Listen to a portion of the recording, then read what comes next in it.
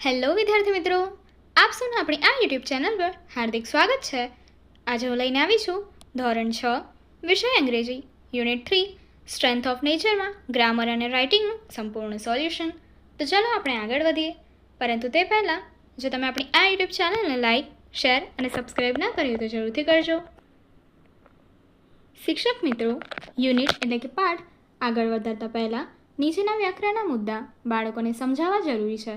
તો ચાલો આપણે જોઈએ. ફર્સ્ટ આપ્યું છે મોડેલ ઓક્ઝિલરી વર્બ, સહાયકારક ક્રિયાપદ. First, modal auxiliary verb. Modal સહાયકારક ક્રિયાપદ એ એક પ્રકારનું સહાયક ક્રિયાપદ છે જેનો ઉપયોગ મુખ્ય ક્રિયાપદ સાથે ક્ષમતા, શક્યતા, પરવાનગી, આવશ્યકતા, જવાબદારી અથવા અન્ય વિશેષ અર્થો વ્યક્ત કરવા માટે થાય છે. તો ચાલો જોઈએ. જેમ કે કેન, શક્તિ બતાવવા કે કાર્ય કરવાની ક્ષમતા દર્શાવવા. કુડ, કેનનું ભૂતકાળ રૂપ, શક્તિ બતાવવા કે કાર્ય કરવાની ક્ષમતા દર્શાવવા માટે જ. ત્યારબાદ મે, જો પ્રશ્ન તરીકે કોઈ પરવાનગી મેળવવા કે વિધાન વાક્યમાં આગાહી કરવા માટે. ફોર્થ, માઇટ, મેનું ભૂતકાળ વિધાન વાક્યમાં આગાહી કરવા માટે. ફિફ્થ, મસ્ટ, ફરજિયાતપણું દર્શાવવા જ્યારે વાક્યમાં જ આપેલ હોય ત્યારે. સિક્સ્થ, શુડ, સલાહ કે સૂચના કરવા. અને વુડ, વિલનું ભૂતકાળ. આ પાઠમાં વાપરવામાં આવેલ model verbs can, can not, must, must not, may not, should not છે. ત્યારબાદ કેન અને અથવા કેન નોટ એ જોઈએ. કેન કોઈ પણ કાર્ય કરવાની ક્ષમતા દર્શાવે છે. કેન નોટ કાર્ય ન કરી શકવું કે કાર્ય કરવા માટે અસમર્થતાનો ભાવ દર્શાવે છે. તો કેન માટેના ઉદાહરણ જોઈએ. First, I can ride a bicycle. હું સાયકલ ચલાવી શકું છું. સેકન્ડ, મનીષા કેન સિંગ વેલ. મનીષા સારું ગાઈ શકે છે. Third, we can play football. આપણે ફૂટબોલ રમી શકીએ છીએ. ફોર્થ, હાસ્ય કેન સ્વિમ ફાસ્ટ. હાસ્ય ઝડપથી તરી શકે છે. Fifth, my brother can draw pictures. મારો ભાઈ ચિત્રો દોરી શકે છે. કેન નોટ માટેના ઉદાહરણ જોઈએ. First, I can not swim. મને તરતા નથી આવડતું. Second, Charul can not drive a car. Charul car ચલાવી શકતી નથી. Third, we can not play outside in the rain. આપણે વરસાદમાં બહાર રમી શકતા નથી. Fourth, he can not lift his heavy box. તે આ ભારે બોક્સ ઉપાડી શકતો નથી. Fifth, they can not come today. તેઓ આજે આવી શકતા નથી. આગળ must and must not. Must કોઈ કામ બંધનકારક છે કે ફરજિયાત અથવા જરૂરી છે તેમ દર્શાવે છે. મસ્ટ નોટ કોઈ કામ બંધનકારક કે ફરજિયાત અથવા જરૂરી નથી તેમ દર્શાવે છે. મસ્ટના ઉદાહરણ જોઈએ. You must wear a seat belt. તમારે સીટ બેલ્ટ પહેરવો જ જોઈએ. Second, we must drink clean water. આપણે શુદ્ધ પાણી જ પીવું જોઈએ. Third, she must finish her homework. તેણીએ પોતાનું ગૃહકાર્ય પૂરું કરવું જ જોઈએ. Fourth, they must reach on time. તેઓએ સમયસર પહોંચવું જ જોઈએ. Fifth, I must call my friend today. મારે આજે મારા મિત્રને ફોન કરવો જ જોઈએ. મસ્ટ નોટના ઉદાહરણ જોઈએ. You must not touch the wires. તમે તારને ન જ સ્પર્શ કરવા જોઈએ. Second, we must not waste water. આપણે પાણી ન જ બગાડવું જોઈએ. Third, she must not be late for school. તેને શાળામાં મોડું ન જ થવું જોઈએ. Fourth, they must not make noise here.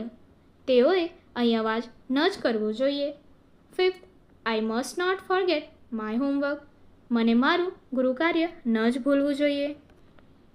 આગળ મે અથવા મે નોટ માટે. મે વિધાન વાક્યમાં કોઈ શક્યતા અથવા સંભાવના દર્શાવે છે, જ્યારે પ્રશ્ન વાક્યમાં પરવાનગી મેળવવા માટે. મે નોટ કોઈ શક્યતા અથવા સંભાવના નહીં હોવાનો ભાવ દર્શાવે છે. મેના ઉદાહરણ જોઈએ. First, you may take this book. તમે આ પુસ્તક લઈ શકો છો. Second, Riya may come tomorrow. Riya કાલે આવી શકે છે. Third, we may go to the park today. અમે આજે બગીચામાં જઈ શકીએ છીએ. Fourth, Kaushik may win the race. Kaushik દોડ જીતી શકે છે. Fifth, they may visit us next week. તેઓ આગામી અઠવાડિયે અમારી મુલાકાત લઈ શકે છે. મે નોટના ઉદાહરણ જોઈએ. First, she may not come today. તેણીની આજે આવી શકે નહીં. Second, we may not have enough time. આપણા પાસે પૂરતો સમય ન હોઈ શકે. Third, he may not agree with you. તે તમારી સાથે સંમત ન હોઈ શકે. Fourth, they may not play in this area. તેઓ આ વિસ્તારમાં રમી શકે નહીં. Fifth, I may not join the party. હું પાર્ટીમાં જોડાઈ શકું નહીં. Next, should or should not. Should કોઈ યોગ્ય વાત કરવા અથવા સલાહ આપવા માટે અથવા નીતિ કે કર્તવ્ય દર્શાવવા માટે વપરાય છે. શુડ નોટ કોઈ વાત યોગ્ય નથી અથવા નીતિ કે કર્તવ્યની વિરુદ્ધ છે તે ભાવ દર્શાવવા માટે વપરાય છે. શુડના ઉદાહરણ જોઈએ. First, you should eat healthy food. તમારે સ્વસ્થ ખોરાક ખાવો જોઈએ. Second, we should help the poor. આપણે ગરીબોને મદદ કરવી જોઈએ. Third, he should study for the exam. તેણે પરીક્ષા માટે અભ્યાસ કરવો જોઈએ. Fourth, they should wear warm clothes in winter. તેમણે શિયાળામાં ગરમ કપડાં પહેરવા જોઈએ. Fifth, I should call my parents. મારે મારા માતા પિતાને ફોન કરવો જોઈએ. શુડ નોટના ઉદાહરણ જોઈએ. First, you should not waste food. તમારે ખોરાકનો બગાડ ન કરવો જોઈએ. Second, we should not be late for school. આપણે શાળામાં મોડું થવું જોઈએ નહીં. Third, he should not run on the wet floor. તેને ભીની જમીન પર દોડવું જોઈએ નહીં. Fourth, they should not shout in the library. તેમણે લાઇબ્રેરીમાં બૂમાબૂમ કરવી જોઈએ નહીં. Fifth, I should not forget my bag. મારે મારું થેલો ભૂલવો જોઈએ નહીં. Next, fill in the blanks with correct words from the following brackets. નીચેના કૌંસમાંથી સાચા શબ્દોની ખાલી જગ્યાને પૂરો. First, I blank swim in the pool. એની માટે આવશે answer I can swim in the pool. Second, we blank waste water. તો એની માટે આ આન્સર આવશે we must not waste water. Third, she blank come to the party tomorrow. Answer, she may come to the party tomorrow. Next, fourth, they blank touch the hot stove. Answer, they must not touch the hot stove. Fifth, you blank eat too much junk food. Answer, you should not eat too much junk food. Sixth, he blank help his mother in the kitchen. Answer, he should help his mother in the kitchen. Seventh, we blank play outside after homework. Answer, we can play outside after homework. 8. I blank lift this heavy bag. Answer, I cannot lift this heavy bag. Next, 9th, students blank be late for class. Answer, student should not be late for class. 10th, they blank visit us next week. Answer, they may visit us next week. આગળ writing જોઈએ. Write the story based on the pictures and points. ચિત્રો અને મુદ્દાઓના આધારે વાર્તા લખો. તમને અહીંયા points આપ્યા છે. પહેલા ચિત્ર માટે a cap seller, one village to another jungle. Once there was a cap seller. He went from one village to another to sell caps. One day, he was passing through a jungle with his bag of caps. એક સમયમાં એક ટોપી વેચવાવાળો હતો જે એક ગામથી બીજે ગામ ટોપી વેચવા માટે જતો હતો. એક દિવસ એ એક જંગલમાંથી પસાર થઈ રહ્યો હતો જેની સાથે એની પાસે શું હતું તો કે કેપ્સ એટલે કે એની ટોપીની બેગ હતી. સેકન્ડ ચિત્ર માટે જોઈએ. Tired, asleep, monkeys. It was a hot day. તે ખૂબ જ ગરમ દિવસ હતો. The cap seller was very tired. અને તે ટોપી વેચનાર ખૂબ જ થાકેલો હતો. He decided to take rest for some time. એને થોડા સમય માટે આરામ કરવાનું વિચાર્યું. He put his bag of caps on the ground. અને તેણે ટોપી ભરેલી તેની બેગ નીચે જમીન પર મૂકી. હી લે ડાઉન અંડર અ ટ્રી, અને એક વૃક્ષના નીચે આડો પડીને લે ડાઉન એટલે કે સૂઈ ગયો. સૂન હી ફેલ અસ્લીપ, તે સૂઈ ગયો. There were many monkeys living in that tree, અને તે વૃક્ષની ઉપર ઘણા વાંદરાઓ રહેતા હતા. પિક્ચર 3. બેગ ઓફ કેપ્સ કેમ down, took caps. The monkey so the bag of caps, અને આ વાંદરાઓએ એ ટોપીઓથી ભરેલું બેગ જોયું. ધે કેમ ડાઉન ફ્રોમ ધ ટ્રી, અને તેઓ વૃક્ષથી નીચે આવી ગયા. They took all the caps from the bag, અને તેમણે તે બેગમાંથી બધી ટોપીઓ બહાર કાઢી લીધી. આગળના ચિત્ર માટે monkeys wearing caps. The monkeys wore the caps on their heads. Then they climbed up the tree again. અને આ વાંદરાઓએ તેમના માથા પર આ ટોપીઓ પહેરી અને વૃક્ષ પર ફરીથી પાછા ચડી ગયા. આગળ woke up empty bag. After some time, થોડા સમય પછી the cap seller woke up, અને ટોપી વેચનાર ઉઠે છે. He found that his bag was empty. અને તેને જાણવા મળે છે કે તેની બેગ ખાલી છે. He showed everywhere. તેણે બધી જગ્યાએ જોયું. But he could not find his cap. પરંતુ તેને તેની ટોપીઓ મળી નહીં. આગળ idea threw down his own cap. Suddenly, એકાએક he looked up. તેણે ઉપર જોયું. He saw the monkeys with the caps on their head. એને જોયું કે વાંદરાઓ તેની ટોપી લઈને તેમના માથે પહેરીને બેઠા છે. The cap seller had an idea. તે ટોપીવાળા પાસે એક આઈડિયા એટલે તરકીબ હતી. He threw down his own cap. તેણે પોતાની કેપ નીચે ફેંકી દીધી. Next, monkeys copied. The monkeys copied him. અને આ વાંદરાઓએ પણ તેને અનુસર્યું. They also threw down their caps. અને તેમણે પણ તેમની ટોપીઓ નીચે ફેંકી દીધી. Last, collected his cap. The cap seller collected his all the caps and put them in the bag. એટલે કે તે કેપ સેલરે નીચે પડેલી બધી જ કેપ એટલે કે ટોપીઓ તેણે વીણી લીધી અને ત્યારબાદ તેને તેની બેગમાં તેમને મૂકી. Then he went away happily, અને ત્યારબાદ તે હેપીલી ખુશ થઈને જતો રહે છે. Now here is a story. Provide the beginning of the story. Use the words given in the brackets. તમને અહીં પોઈન્ટ્સ આપેલા છે જેની મદદથી આપણે વાર્તાની બિગિનિંગ એટલે કે શરૂઆત લખવાની છે. તો જોઈએ. This is a story of a monkey and a crocodile. એટલે કે આ વાર્તા એક વાંદરાની અને એક મગરમચ્છની છે. The crocodile lives in the river. અને આ મગર એ નદીમાં રહે છે. There is a jamun tree on the bank of the river. અને ત્યાં નદીના કિનારે એક જામુનનું વૃક્ષ છે. The monkey lives on that jamun tree. અને આ વાંદરો એ જામુન ટ્રી એટલે કે જામુનના વૃક્ષની ઉપર રહે છે. The monkey and the crocodile became friends. અને વાંદરો અને મગર મિત્રો બની જાય છે. The monkey gives sweet jamuns to his friends. અને વાંદરો તેના મિત્રને આ મીઠા જામુન આપે છે. The crocodile gives the jamun to his wife. અને મગર આ જામુન તેની પત્નીને આપે છે. She thinks that the jamuns are very sweet. અને તેણી વિચારે છે કે આ જામુન ઘણા મીઠા છે. The monkey eats jamun daily. અને વાંદરો આ જામુન રોજ ખાય છે. His liver must be sweeter than the jamuns. અને એનું જે લીવર છે યકૃત એ આ જામુન કરતાં પણ મીઠું એટલે મધુર હશે. She wants to eat the monkey's liver. અને ત્યારબાદ તેને એ વાંદરાનું યકૃત ખાવા માંગે છે. So the crocodile invites the monkey for the dinner at his house. અને તેથી એ મગર એ વાંદરાને તેના ઘરે ડિનર એટલે કે જમવા માટે ઇન્વિટેશન એટલે કે શું આપે છે? આમંત્રણ આપે છે. The monkey sits on the ક્રોકોડાઇલ્સ bag. અને વાંદરો મગરમચ્છની બેગ એટલે કે પીઠ પર બેસી જાય છે. On the way.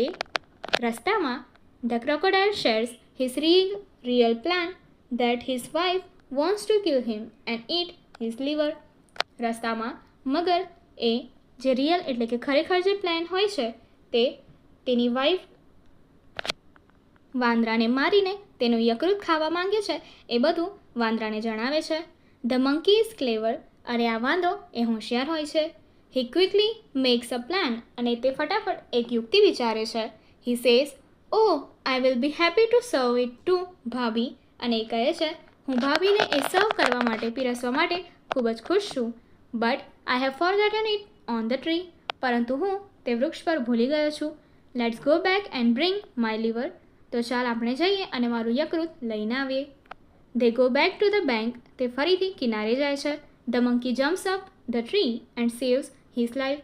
અને વાંદરો એ ત્યાંથી કૂદે છે અને પોતાને જાતને ઝાડ પર ચડીને બચાવી લે છે. He says to the crocodile. અને તે મગરને કહે છે, mister fool, does a liver remain separate from the body? એટલે કે મૂર્ખ, શું લીવર એટલે કે યકૃત શરીરથી અન્ય ભાગમાં અલગ હોઈ શકે કંઈ? Next, here is a story of two friends. અહીં બે મિત્રોની વાર્તા છે. There are 3 endings of the story given here. અને અહીંયા વાર્તાના 3 અંત આપેલા છે. Select the end which you like and write the whole story. તમને ગમે તે અંત પસંદ કરો અને આખી વાર્તા લખો. તો જોઈએ. Once upon a time, in a small village, there were 2 friends, Mira and Ria. They had grown up together, attending the same primary school, playing the same dusty playground, and sharing the same dreams. But their lives were very different. Mira came from a wealthy family. Her life was full of all the comfortable and luxuries. Ria, on the other hand, came from a poor family, where every day was a struggle for food also. They were friends, but Mira often looked down on Ria. She would make hurting remarks about Ria's worn-out clothes and the small, humble house. Ria, with her gentle heart, never said a word in return. She silently endured Mira's insults. She believed that these are small things. They should not affect their relations. Years passed and the 2 friends grew up. Mira got married into a wealthy family in the city, but her new life was not easy. Her in-laws were cruel and rough. Her life became miserable. She felt trapped and alone. Money was of no use to her. Meanwhile, Ria worked hard, determined to change the situation of the family. She studied hard, went to the law college, and finally became a prominent lawyer in the city. Her reputation was as a brilliant lawyer spread quickly. She had a lot of money now. One day, while working in her office, Ria received a call from an old acquaintance. It was Mira. The once proud and haughty girl was now broken, pleading for help. Her voice vibrated as she explained her situation.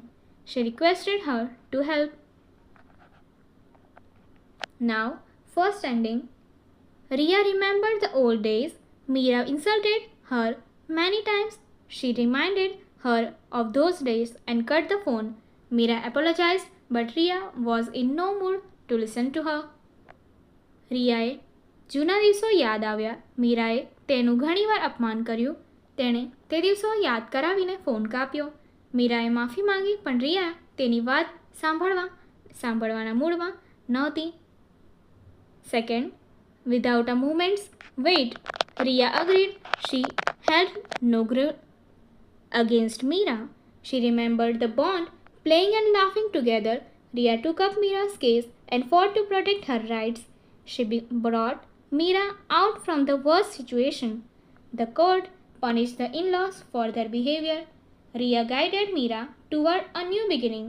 In the end, Mira realized the true value of friendship. She apologized for her past behavior.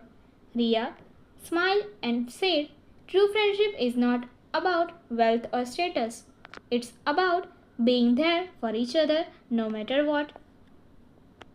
એક function રાહ જોયા વિના રિયા સંમત થઈ ગઈ. તેણીએ મીરા સામે કોઈ દ્વેષ ન હતો.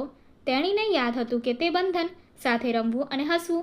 રિયાએ મીરાનો કેસ હાથમાં લીધો. તેને હકનો રક્ષણ કરવા માટે લડ્યા. તેણીએ મીરાને સૌથી ખરાબ પરિસ્થિતિમાંથી બહાર કાઢી. કોર્ટે સાસરિયાઓને તેમના વર્તન માટે સજા કરી. રિયાએ મીરાને એક નવી શરૂઆત તરફ દોરી. અંતે મીરાએ મિત્રતાનું સાચું મૂલ્ય સમજાવ્યું. તેણીને તેના ભૂતકાળના વર્તન માટે માફી માંગી. રિયાએ ફક્ત હસીને કહ્યું, સાચી મિત્રતા સંપત્તિ કે દરજ્જા વિશે નહીં, તે એકબીજા માટે ત્યાં રહેવા વિશે છે, ભલે તે ગમે તે હોય. The last ending. Without a moment's wait, Ria agreed. She held no grudge against Mira. She remembered the bond, playing and laughing together. Ria took up Mira's case and fought to protect her rights. She brought Mira out from the worst situation. Mira forgave her in-laws for their behavior. એક પણ ક્ષણ રાહ જોયા વિના રિયા સંમત થઈ ગઈ. તેણીએ મીરાની સામે કોઈ દ્વેષ નહોતો. તેણીને યાદ હતું કે બંધન સાથે રમવું હસવું. રિયાએ મીરાનો કેસ હાથમાં લીધો અને તેના અધિકારોનું રક્ષણ કરવા લડ્યા. તેણીએ મીરાને સૌથી ખરાબ પરિસ્થિતિમાંથી બહાર કાઢી. મીરાએ તેના સાસરિયાઓને તેમના વર્તન માટે માફ કરી દીધા. આગળની એક્ટિવિટી જોવા માટે અહીં આપેલી એન્ડ સ્ક્રીન પર ક્લિક કરો. Thank you.